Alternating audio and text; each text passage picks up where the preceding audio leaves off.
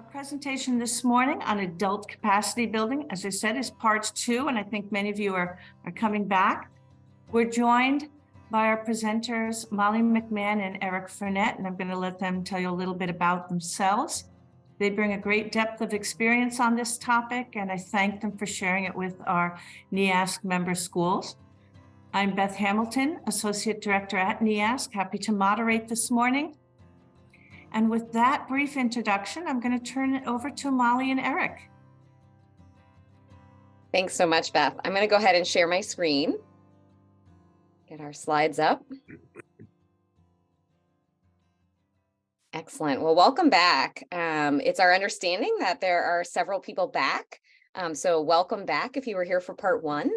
And for those that are new, just a quick introduction. Again, my name is Molly McMahon. I'm the Director of Leadership Programs for the Roche Center for Catholic Education, but also have a background in developing and creating social emotional behavioral programs, and have previously been a teacher leader, as well as a principal and an assistant principal. And so just excited to bring this presentation to you and thinking about, again, how we create whole adults for whole child education through the creation of emotionally safe schools. And I'll let Eric introduce himself. Hi, my name is Eric Furnett. I'm the Assistant Superintendent for the Archdiocese of Hartford in Connecticut. I'm also a principal at St. Joseph's School in Bristol. I am a certified school counselor, licensed professional counselor. So, my experience has been incorporating climate and culture into the success of a school and helping all the parties involved see how they're tied together and connected. Awesome. Thanks, Eric. So just one more time, I'm going to repeat Beth's directions only because I see people still logging in, as well as just a few people in the chat. If you wouldn't mind just introducing yourself in the chat, your name, your position, and your either school, diocese, etc. That way we kind of know who's here in our community. And then once again, at the end, we should have some time for Q&A. And so we welcome questions throughout, and Beth is going to be checking the chat. So please make sure that you put any questions that you have in there, and no question is too small or silly. We welcome them all. So just a couple of virtual housekeeping items is you will have the slides, I should say. We will be dropping those for you.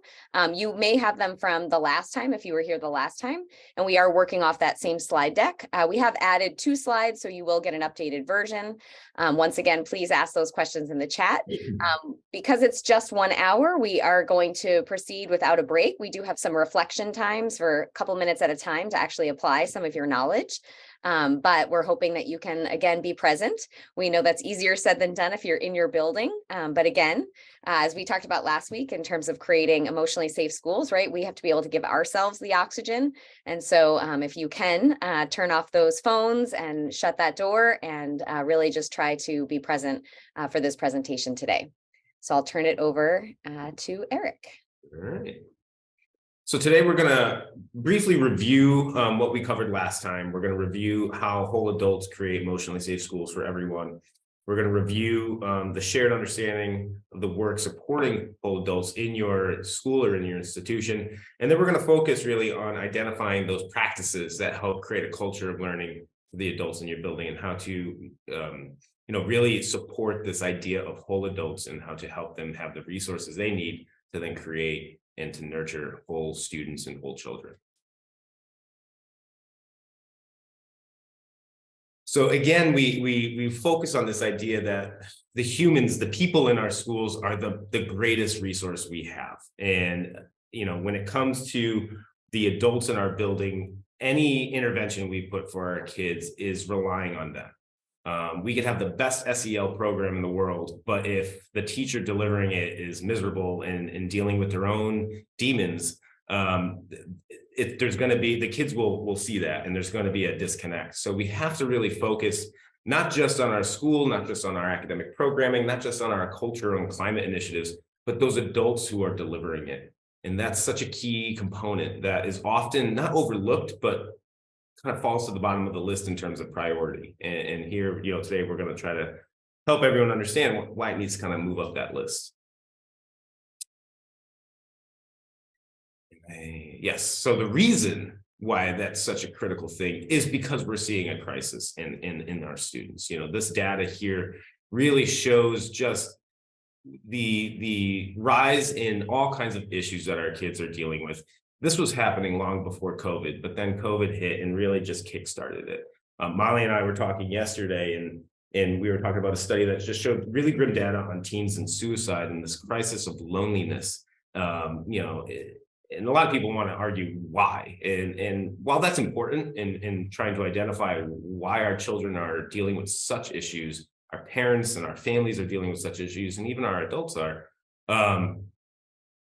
we could spend all day talking about the whys, and there's many different factors, but we need to move forward. And how do we get them out of this? How do we address it head on, collaboratively, and through the school climate? We have students 6.5 hours a day, and that's plenty of time to really give them a base that if they are dealing with things outside of school, that they can take that and be a little bit stronger when they leave our building to deal with, the stressors that are out there.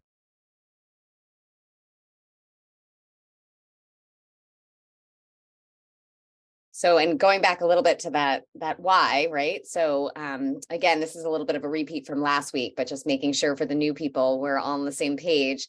This is a framework that the Roche Center for Catholic Education has been developing over the last year. As we were looking at these statistics and at these numbers, right? And as you look at the news reports and the research coming out of education, a lot of it is focused on a holistic education rather than just focusing on academics and test scores. We know that students are more than a test score.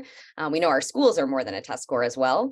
And so when we did do a deep dive into the research and what is out there, we were finding that most of the models and frameworks for whole child education are in the secular world. Ironically, because we know that a Catholic education has always, claimed and done a holistic education. And so we did that deep dive into research and really used all of that to drive this framework that you see before you.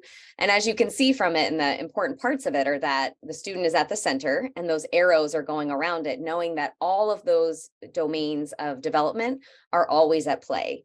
You also may note that there are dotted lines between them because we know that they relate to each other, right? Again, a child can't learn if they're hungry. A child can't learn if they don't feel socially or emotionally safe in their classroom.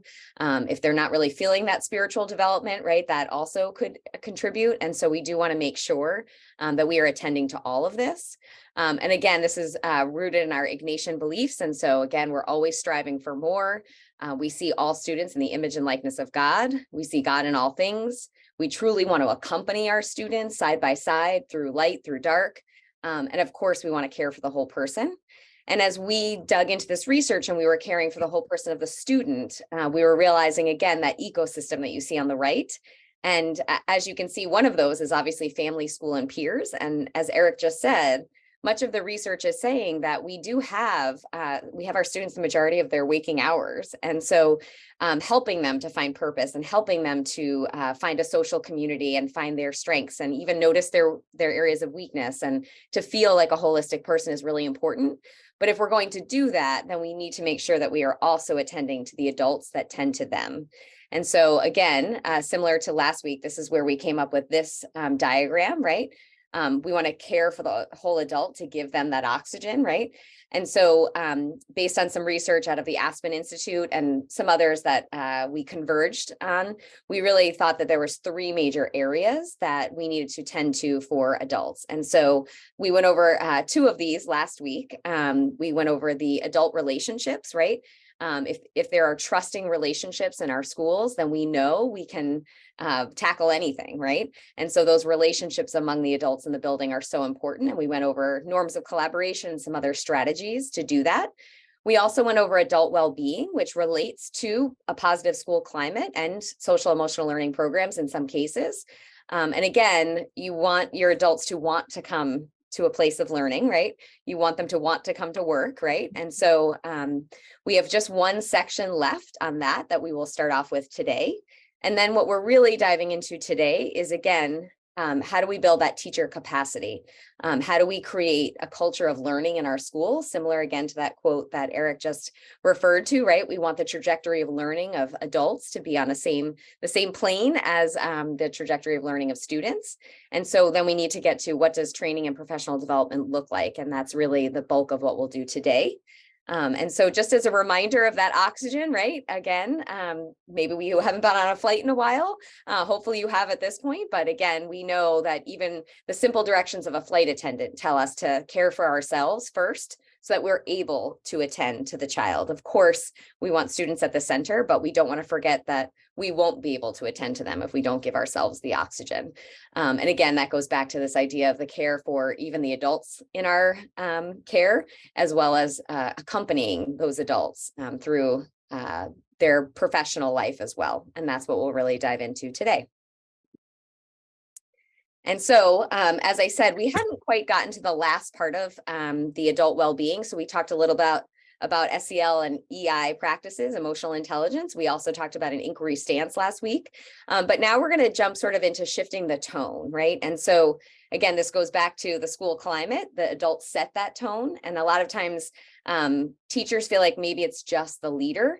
But I think we're really here to say it's really about all adults in the building and the tone that we all create and we set for students.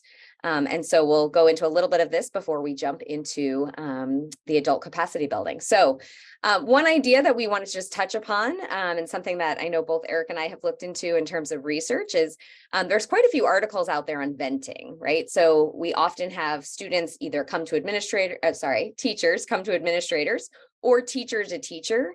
And they just say, well, I just need to vent, and they want to unload all the issues, all the frustrations, all of the problems that they're seeing and having, right? And that is normal to a degree. But one of the things that I want to make sure is clear is that you can work on how does this work in my building, right? It is okay to be frustrated, right? All emotions are okay. But what do we do with them that matters? And so a lot of the research on venting actually says, if you just spend all your time venting and complaining, you actually leave that conversation feeling worse. But they say some ideas of how you then make venting effective, right? So maybe you limit that time of, just kind of list all the issues, et cetera. But then you want to think about a few different things. Number one is, who do you vent to, right? Do you vent to somebody that allows you to just keep venting and keep complaining? Or do you vent to somebody that pushes you, that gives you some perspective, right? That asks you to put it in maybe the zone of your control, right? What can you control versus not? How might this make things better, right? And then also you want to think about also being solutions oriented. So at the end of that venting session, not just leaving it with all the vents, and also not just leaving it with, I'll take care of it for you, right? But what could you do that might actually change the situation, or what's within your zone of control? And what do you think would make this situation better, right? And so again, venting comes up a lot in schools. We are in the human business. It is messy. It can be frustrating, lots of different perspectives.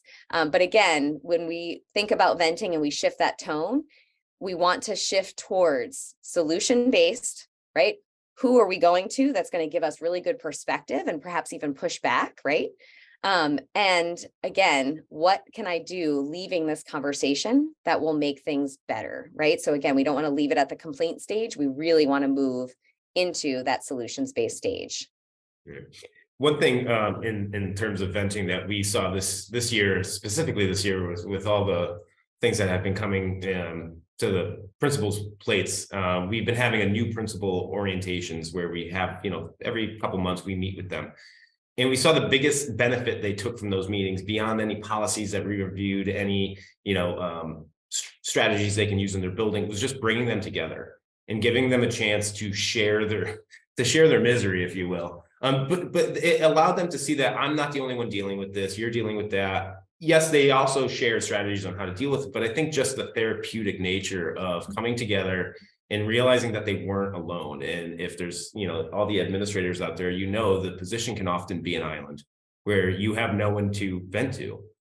So finding colleagues, finding a way that you can come together to just express the frustration sometimes in itself can be a huge step in the right direction of finding a productive change with it. Just very briefly, Bell Lang and Tim Klein from Boston College have done some research that I'm going to reference in a little bit, but they wrote a book, How to Navigate Your Life. And this is based on this, and I can't remember if I talked about this last time, so I apologize if I'm repeating myself. But this purpose mindset and the purpose mindset stems from kind of a response from two earlier mindsets, the performance mindset, which most of our students are following, right? They want to be the best. They want to get that A plus. They want to do the best that they can and be the top dog. But what the research shows is that creates anxiety and depression, because they're always measuring themselves, and there's always going to be someone better than them. The response to that historically had been the passion mindset: do what you love. Instead of becoming the accountant and making all the money, I'm going to move to California and live out of a van. Great, that's wonderful. But what we find is that it creates the same levels of anxiety and depression, because they're still measuring themselves. There's still somebody happier than them. Belle and Tim, what they came up with was this performance mindset, the purpose mindset, where you're rooting your success, your daily struggles in this deeper purpose, and helping, the book is written to help students really find their own purpose. But I think it's just as critical for everyone in the school, anyone involved in the kids' lives, parents, teachers, to find that purpose that drives them. So when those bad days happen, when those frustrations occur, they understand it's not just this, but it's a part of a bigger whole, and it's necessary, right? And it's temporary. So, I have those conversations when the teacher walks in my door and they're, venting, rightly so, on an issue. I always try to gear it back to like, okay, what's the purpose of this? How can we take this and create a positive change from it? Exactly what Molly was talking about. Right. It's a perfect segue too into sort of our next idea of shifting the tone.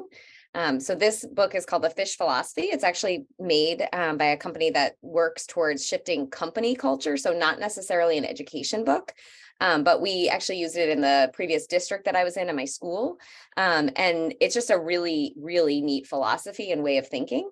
So this is based on the fish market out in Seattle. So if you've been there, you know just how fun it is to go. It's one of the best attractions in Seattle, best known, etc. If you think back though, to the purpose of this market, right? This is a fish market, right? So the people that work there are just supposed to hand out fish, give fresh fish to people for dinner, etc., right? They've turned this into an amazing attraction because of the way that they do their job. So they've decided they're going to tell funny stories. They're going to throw the fish, and they are going to make it the most positive experience they can.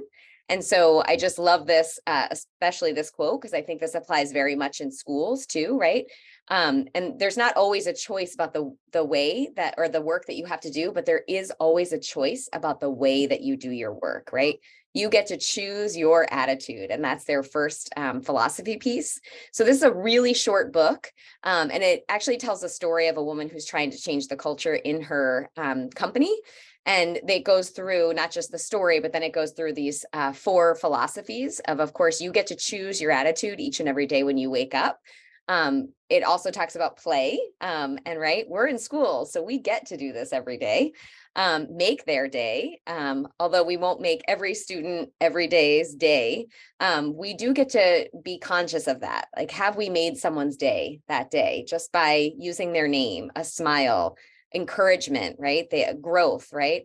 And then also just be there, right? And we know, and this especially became true during the pandemic, we just know how our consistent nature with students, that in and of itself means so much to the students, right? That we are there for them each and every day. And so it's just a great book and a philosophy if you're thinking about something to kind of shift culture in your school right now. Another great book to think about. And we're not going to go through this video, but it reminds me a little bit of like a get to do attitude, right? Like rather than I have to go to school today, I have to go to work. I get to go to work. I get to work with kids. I get to change the future, right? And so if we can just help make that shift in our schools, and really that piece about gratitude could be really helpful. The link here is to a video about how to incorporate ideas of gratitude throughout the whole school. So getting students to show gratitude, teachers, right up to administrators. And so we hope that a few of these ideas are helpful to you as you think about that idea of shifting the tone in your building. I just have 2 quick things to add with that.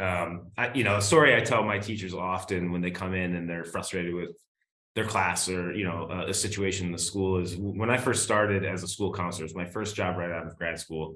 I was assigned to the alternative school. So I had the 18 to 21-year-old students who, were not, didn't want to be there. We'll just say that. And I came in fresh out of college. I'm like, I'm going to come in. I'm going to bring the guitar in. I'm going to, have the Goodwill Hunting moment. I'm going to change their lives. Obviously, that did not pan out. And I started questioning. I'm like, am I even supposed to be doing this? This isn't what I thought it was going to be. And I started getting a very negative attitude, and every day was just a battle. And this works for Catholic school teachers, but you can create a secular version of it as well. But one weekend I was at mass, and I found myself praying for one of the students. His name was Chris. I call him the leader, right? He was the one who really got the rest of the boys jostled up to make my life a living hell. And I just found myself praying for him. Not that he would listen to me, not that I would change his life, but just genuinely praying for him. And the next day when I went in there, I noticed a shift in my approach. And I can't tell you that I had the Goodwill Hunting moment, but I was able to kind of rest in just being present for them. And my whole attitude shifted. And, it changed the course of my career in that role. And, it goes back to my second idea was, it sounds silly, but we all know the story of if you smile, it releases the chemicals in your brain and you get a little happier. And that's something to really think about. And with teachers, if you're smiling, you might see the rest of your class start to smile. If you're smiling, you're going to handle that approach a little differently. If you just shift that tone just a little bit or make the smallest effort. I saw that when I was working with clients as a counselor. I found myself recommending this to me, the silliest thing, like, oh, just try this in the morning, like look in the mirror and tell yourself, but that works. And that's why it's recommended. So sometimes we think we need to come up with this very grandiose solution for shifting that tone, right? We need to create a whole new model. We have to bring in, some public speaker to really, do a whole year-wide campaign. Sometimes it's just smiling, right? When you walk in that building, or finding that thing that gives you that purpose of why you're in this role in the first place. And then reminding your teachers and people that, you're working with the same thing and really trying to nurture that. And it's, it can be as simple as a smile. It's true. It's true. As we transition from shifting the tone into also teacher capacity, so the training and professional development, right? So now we're getting back into knowing that our human capital really is our greatest asset. And so how do we do that, right? And we would argue from the research, from our own practice, et cetera, that when we create a culture of learning for all, that can actually really build the capacity, right? We are often telling students to have a growth mindset and that they don't need to know everything yet, but we often forget that as adults, that even in our practice, even if we've been doing this for 30 years, right, there is still something that we can learn. And when we are a learner in our classroom, that sets the tone and the model for students, but also, again, that growth mindset in the school and that culture of learning for all. So we're going to go into a little bit about how do we create that culture of learning. And so one thing we're going to talk a little bit about is the power of teacher leadership. And then the second thing we're going to talk about is sort of goal setting and how goal setting can actually really support the learning culture of your school. And so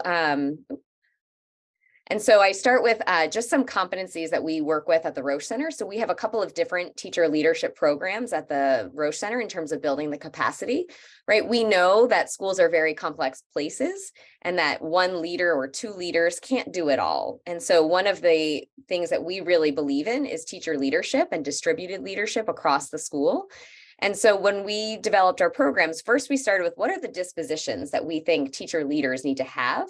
And let's connect that to some of the ways in which they can contribute to the school. So you can see from this chart, we have 5 dispositions that we truly believe for everybody, whether you're a brand new teacher, you are a seasoned teacher, you are a teacher leader, or you are an administrator. We truly believe that you need to be visionary, humble, adaptable, attentive, and joyful. And so that guides everything else that we do. But as you can see from here, some of the ideas in terms of then those are sort of your dispositions or your beliefs or your stance around teacher leadership. But then from there, it's, so what can teachers do to support the learning culture of the school? Well, they can support developing that vision for distributed leadership across the school, right? They can also support adult learning in the school. They can be part of creating professional development plans. They can be part of mentoring new teachers and helping them develop, right? They can be part of leading teams, right? So if there's different initiatives that you have in your building right now, an instructional leadership team, co-lead it with another teacher. If you wanted to create an SEL team to look at what practices are working in our school and what may we need to adjust, right? There's lots of different teams out there, but thinking about that teacher leadership and building their capacity. If you have peer observations in your building or peer walkthroughs, right? Another great area in which you can involve teacher leadership, as well as leveraging data, right? Having a data team or data meetings regularly to review that data to know what we're doing actually working or not, right? And so these are both sort of a disposition, but also a chart that helps you think about some of the ways in which you can actually build teacher leadership. This year at my school, at St. Joseph's School, I'm splitting time. So I'm doing 2 days a week as assistant superintendent, 3 days a week as principal. But as everyone knows, I'm both of those roles all the time. But I'm out of my building 2 days a week. And when I was trying to figure out if I could do this, I tapped my two most tenured teachers in the school. I said, listen, you're going to be the lead teachers when I'm out. Any issues that come up, you're going to handle those. But also I supported them with, instead of the standard department head by curriculum area, I came up with like a school climate department head, a technology department head, a couple different kind of out of the box ideas. So almost every teacher in my school, I have a staff of 12, so it's a small staff, but almost every teacher in the school has some responsibility. And what I found is that they welcomed it and they took that. And in all honesty, this should have been the craziest year for me. It's been rather quiet at my school because the teachers, I think, have felt empowered to handle things that they would normally pass my way. Issues come up, they know what, my approach, and they're taking charge and doing it, knowing that I'm not there. So it's really been an interesting kind of experiment for me to be like, just the simple kind of allotting certain tasks of a school climate of of the community to teachers, really spread this authority and this kind of invest in the school product. And it's been really nice to see them flourish with that, to the point where sometimes they don't even realize I'm not in the building, which is for me wonderful. But very interesting to watch it play out. Yeah, I would say one of our philosophies at the Roche Center is that teacher leadership can be both a satisfaction level, but also a retention strategy, right? If you, as teachers, if you're doing the same thing over and over every year, sometimes you need something else. And not every teacher wants to go into administration, which is often what's next in schools. And so how else can they do this, right? So these next two slides are just a quick example of how you can develop this stance of teacher leadership within your building. And so this is actually developed. We have a partnership with the Cristo Rey Network, and this is our first year doing this. And we do have a group of 18 teacher leaders from across the country that we are coaching in a project as well as in their own dispositions. And so this was something that they came up with on their own, right? And I just love this first line, that teacher leadership is both an action and a stance, right? So there are action steps you take, but it's also a philosophy, a stance, a belief system, right? And that, again, we know that we can't do it all as an administrator. And so when we take this stance and we take these actions toward distributed leadership, how much better our school cultures might be, as well as, again, a retention strategy, as well as satisfaction rate. And then the second that goes with that is just sort of, again, we came up with what are the belief statements, because I would say the biggest jump for when teachers first become teacher leaders is a lot of the items that we know as administrators, right, of people complaining about new initiatives or complaining about something we've worked very hard on, or not really exactly loving it, or not, it feels like they don't want to learn something new, right? But that's actually not the case, and we'll talk about that in a little bit. But we came up with sort of belief statements as teacher leaders, right? So we could really presume positive intentions about all of our staff. And so we know that we're going to help them learn within that ZPD, right? To meet them where they're at. we are always going to lead with an asset-based approach. What is working that we can build upon, and we're also going to create cultures of learning so that adults can increase their learning, so that students can increase their learning. And so we're going to pause there for a brief reflection, so just a couple of minutes. But based on all that Eric and I have shared with you about teacher leadership, again, personal reflection, no one's going to check this, but right, do you believe in teacher leadership? Perhaps it wasn't something that was on your radar, but do you believe in it as a stance and as an action, right? Is there a culture in your school that allows for teacher leadership, right? And if not, what are some of the things we've just brought up that perhaps could help you shift that? And then probably most importantly, to get things started, right? Is there a structure in place that allows for teacher leadership? So we're going to give you 2 to 3 minutes now to just sort of pause and take that personal reflection time for yourself based on what we've shared. All right. And our Eric's going to tell us a little bit about some value archetypes that will also help us to think about teacher leadership in our schools. Great. So again, this comes from Bellang and Tim Klein's research, and again, trying to focus in on the purpose of your teachers, of your staff. They have these ideas of archetypes. And now, if you look at the terms here, the builder, the trailblazer, the guardian, the champion, you can probably figure out those personalities. You could probably identify people on your own staff and your own schools who would fall under those categories. You can see the sliding scale. So someone who is, really much looking for growth and, in the individual, they're that trailblazer who's going to go above and beyond, who's going to really push themselves.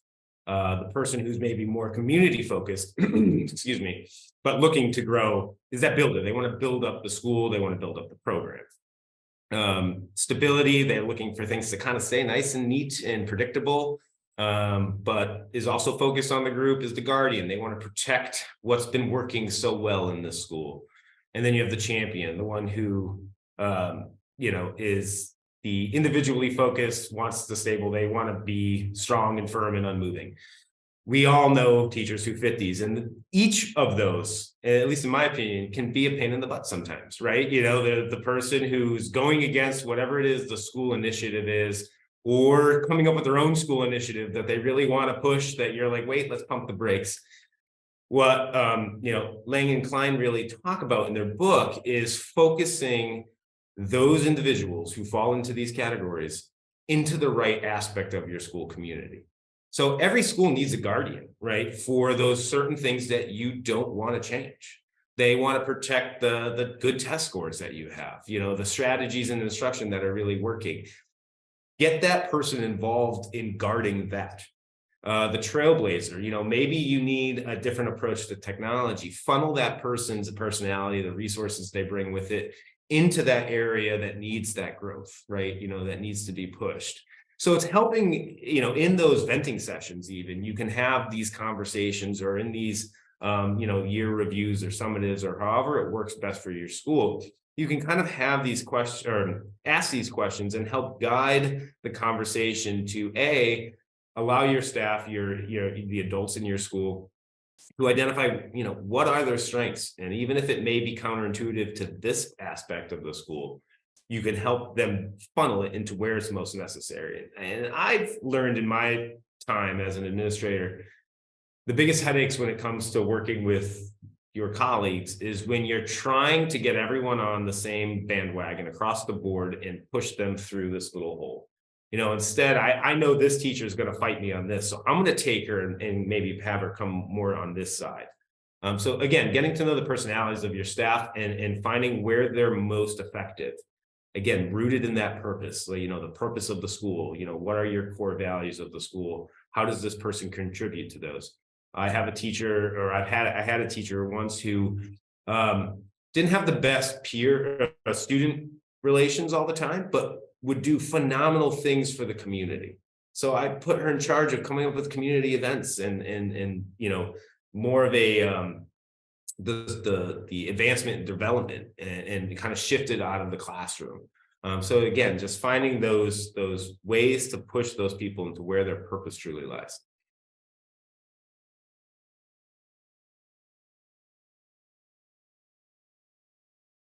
And so with that, we're going to do another quick pause.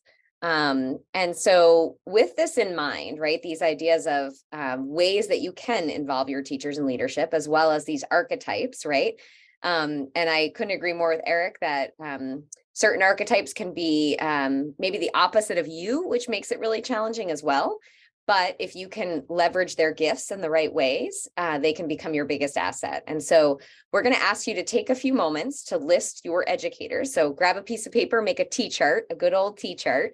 List your educators down the left-hand side, and think a little bit about either their gifts, their talents, their passions, or maybe even your school needs, and where you might be able to leverage those gifts, talents, and passions in a more productive way than perhaps currently is happening, which again might lead to more satisfaction and retention, which I know is a big thing in our schools right now. So take a few minutes to list out your educators and list out gifts, talents, passions, and ways you might leverage them for your school.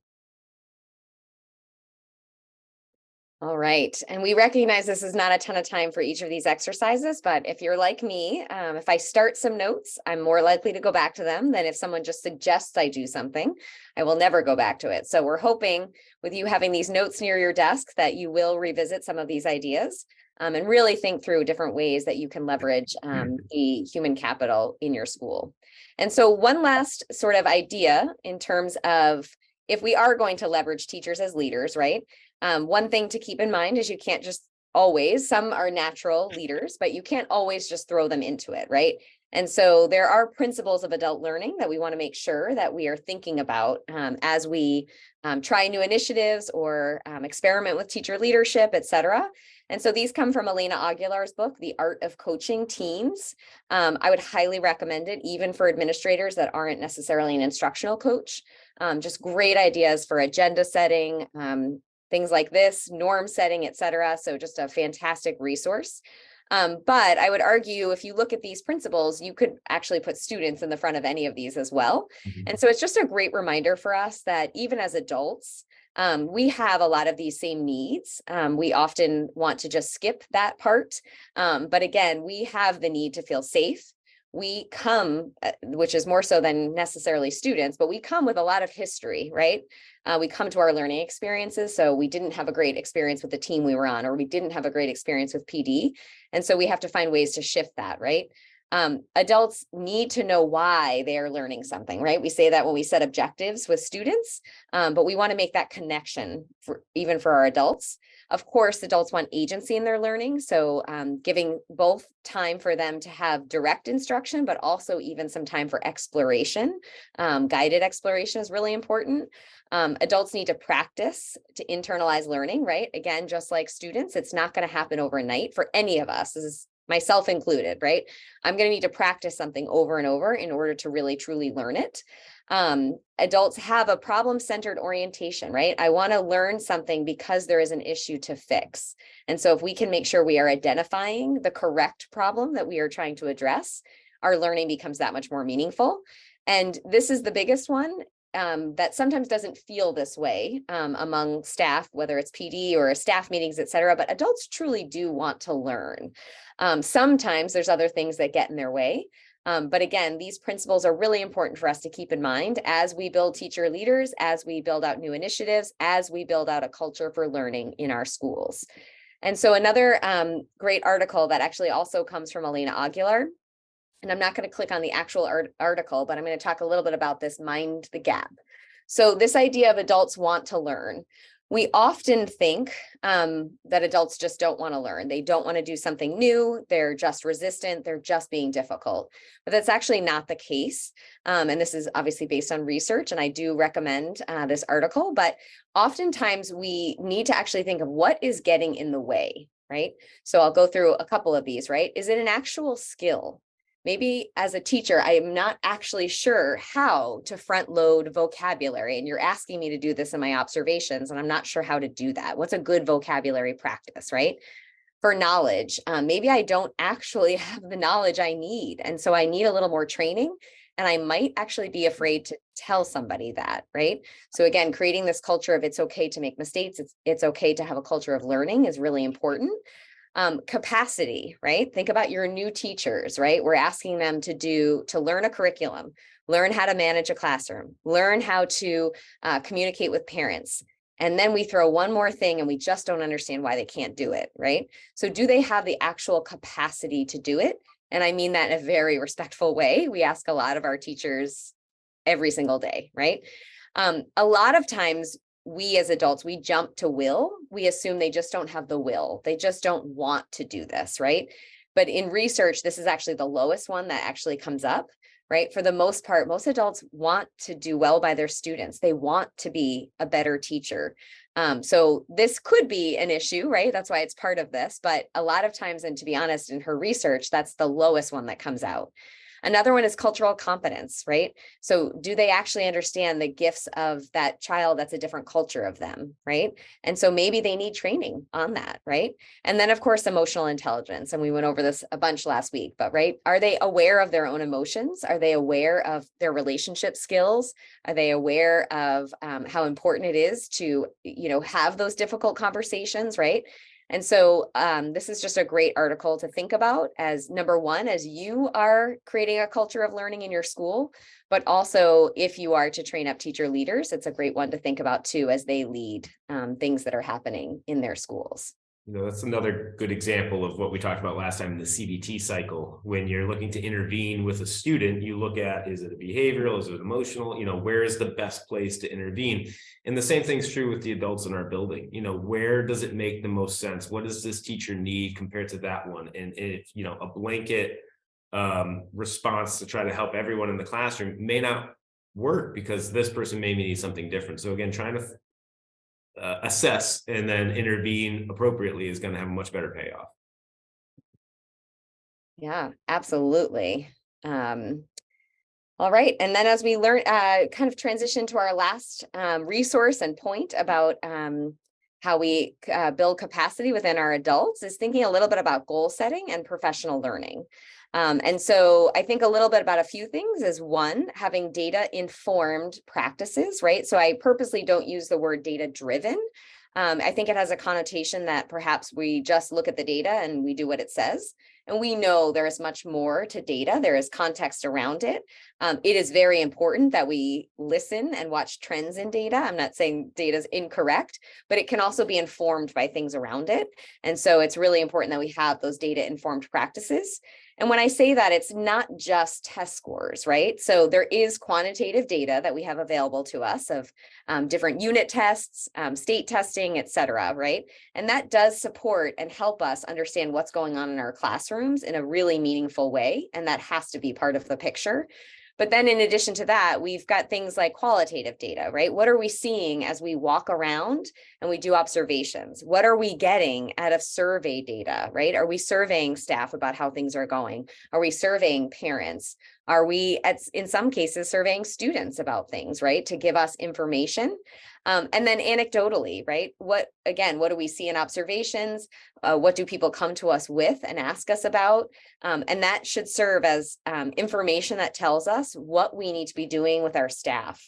When I think a little bit about goal setting, and this is where I really get into the building the capacity of our teachers, is we know in every single school, we could set 20 goals a year, right? Again, we're in the human business. There is so much to be done, but really honing in on what are the most important things that we need to do first, right? And I would recommend at a school level, 2 to 3 goals, and even at a teacher level, perhaps 2 goals.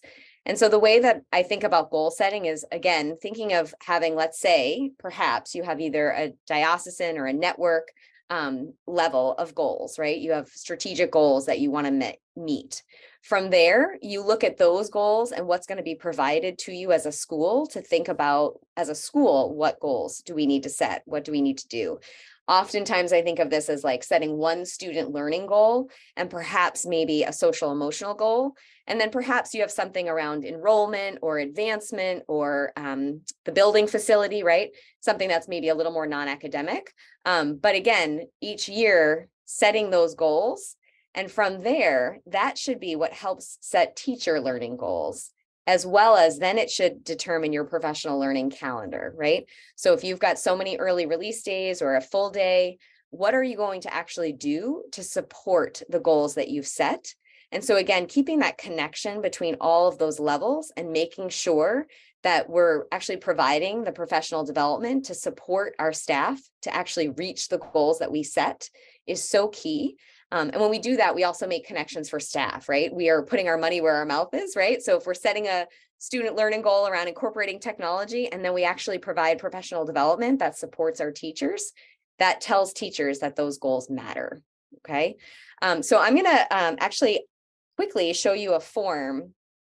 I will make this a little bit bigger for everybody, that is attached to this. And again, it's one idea. If you could please make a copy of it if it's something that you choose to use. But again, it's one idea for how you might goal set, right? SMART goal setting, right? So it's really specific, it's measurable, it's attainable, it's reasonable, and it's timetabled, right? So we know what is reasonable within 1 year versus what is reasonable within 3 years, right? And so again, we think a little bit about the data at the top that's informing the goal, right? We don't want to forget about that. We want to set a goal that actually has dates and deadlines, right? And then we want to think about what are the action steps that will get us there, right? And again, within a certain amount of time, there's only so much we can do, right? We're not going to say every student is going to be on grade level by the end of the year when we have a gap, let's say of 40%, right? We're going to chip away at that gap. And so we can see here at the bottom, we have a reminder of what a SMART goal is. And I do also have some sample goals if you're interested in learning more about the goal setting process. But again, if we're going to build the capacity of our staff and our teachers, we need to ensure that we are setting goals ourselves, right, for the school, that their goals match that. And our professional learning calendar reflects that as well, so that we can all be on the same page as to what we are learning. And I will bring this back up. So we are going to just do one last couple seconds of thinking. You may pull up that form and make a copy of it if you would like, or if you just want to kind of think on the side on your own. But what is a goal that you have for your school, right? What data is this based on, right? So maybe not just test scores, but perhaps behavior data that you're collecting, nursing data, attendance data, survey data, right? What are action steps that you would need to achieve this goal? And I would say also, again, think about the teacher leadership that you might involve in that. And then how could you measure the meeting of that goal? Okay, so we're going to take another 2-minute pause. Again, you can look back at that form and just think a little bit about some goal setting that you could do for your staff. All right, and hopefully this is a tool that you can continue to use as you think end of the year, thinking about next year, and thinking, start small. 1 or 2 goals is plenty, but we hope that this is helpful in terms of thinking about building up the capacity of your adult learners in your building. We just ask, as we move into sort of just a few minutes of Q&A, we just ask if you could go into the chat. We've greatly enjoyed our time with you, and this is a great way to sort of close out our time together, is just maybe how your thinking has changed as a result of either this session or both sessions, right? You can do this for either. So in the chat, if you could just put in, I used to think, and fill that part in, and now I think, and fill that in. So we welcome you adding those to the chat, and then we will take some questions that have come up from Beth. Great. Thanks, Molly. While we're waiting for participants to enter the thoughts into the chat, there's a long question in the Q&A. If you and Eric want to just take a look about post-COVID and pre-COVID. I was actually looking at it now. I don't have any research to back up what I'm about to say, but I've been getting the same feedback, but that this year is harder than the previous years, even in 2020, 2021. My personal feeling is that it's 2-part. One, the honeymoon phase is over. At least at my school, we saw parents were very appreciative that we were open. Everyone was a little understanding for the most part, at least in our community, what we were trying to do in the climate that we were trying to do it. So that seemingly has stopped, and people are back to wanting what they want and expecting what they think they deserve. And our collective patience, I think, is worn down. You know, if you think of like a candle, I think it's just down at the bottom, and the littlest things are setting people off now. No research to back that up, but that's my observation. Yeah, and I would say, I can't say this is hard research, like peer reviewed, et cetera, but the articles I've read about this, a couple things. One is during COVID, ironically, although yes, it was very difficult to teach online, hybrid, or even in person with masks, et cetera, right? You know, to be honest, we lowered the bar for what we expected to get done each year. We took community events off the table, right? And so as much as it was hard, there was like more time at home. There was less things that you had to do. And now we've brought all that back. We've also brought back in students who are missing social skills, are missing emotional regulation, have gaps in their learning. And so we've asked teachers now to catch them up academically while we've put all the community events and all the planning, and, you know, we know field day takes forever, right? All these things that were taken off the table, we're asking people to still do. The other aspect of this that I've read a little bit about is just that, again, many organizations and types of jobs pivoted, right? So there are people that are now able to work from home a few days a week. There's a different balance to their life. And yet, obviously in teaching, it's not an at-home job. And so comparing yourself to perhaps a sibling or a husband or wife, et cetera, of like what they are now doing in post-COVID, it's a really challenging thing to go back to. So again, I wouldn't say those are fully researched, but I do think they are pretty accurate in what's been going on. Thank you, Molly and Eric. And I'll comment that in the comment section, Julie notes that she's learned how to shift the cultural thinking in her school as the teachers take ownership of what's happening because they're part of the planning and instructional vision. There's a question from Tim. Is there research or any data regarding personal bias when developing teacher leadership? So yes, I mean, I can't point you directly to it, but I think there is personal bias in everything we do. And so being conscious of your bias, right? Whether that's, again, as Eric talked about, maybe perhaps hiring or bringing up people that think differently than you, right? We are often more comfortable with people that reinforce us, that are similar to us, et cetera. And so if we can really bring in those perspectives, that can be really powerful for a school. I laugh and always comment about this in terms of like parenting, right? If my kids had two of me, they'd be in trouble. So thank goodness they have two different personalities of my husband and I, balancing them out. And so similar in a school, right? There is definitely personal bias in everything we do. And so being able to recognize that and think about what do you need to support you know, the strengths in your school and to get all of those opinions is really important. Okay, here's a question from Patrick. One more. What's more critical in these days with the increase in mental health concerns for students? Their academic success for their next steps or their personal self-worth? Thank you, Patrick. I think there's not one over the other. I think they're tied, you know, and I think you can't expect students to have successful academics if they're not in a mentally or personally good place. And I think, you know, if they're struggling academically, it's going to affect the other. So I know it's a cop-out answer, but I think a combination of the two. I think it needs to be an equally split focus, and they are going to feed off each other. I see you nodding, Molly. Yeah, I think just to add in and just to reinforce, absolutely, they go hand in hand, right? You can't have one without the other, which it's actually not a cop-out. It's how do we do this at the same time, right? Right. And so again, I go back to, we showed these in the first week, but the Castle's 3 signature practices talk a little bit about how do we build community while we're doing academics. And so it's not like we need to throw academics out the window and just do circle time all day, right? That's not going to work. That's not going to make anybody feel better. But at the same time, if we just do academics and students aren't feeling good about that, and we're not building community, and we're not giving students a sense of belonging in our school communities, and a sense that their identity matters, right? Identity and belonging are a big thing coming up in research and coming out of COVID. We have to do both, right? And so I would say you do want to make sure you do those things hand in hand, and that you are training your staff up in those simultaneously.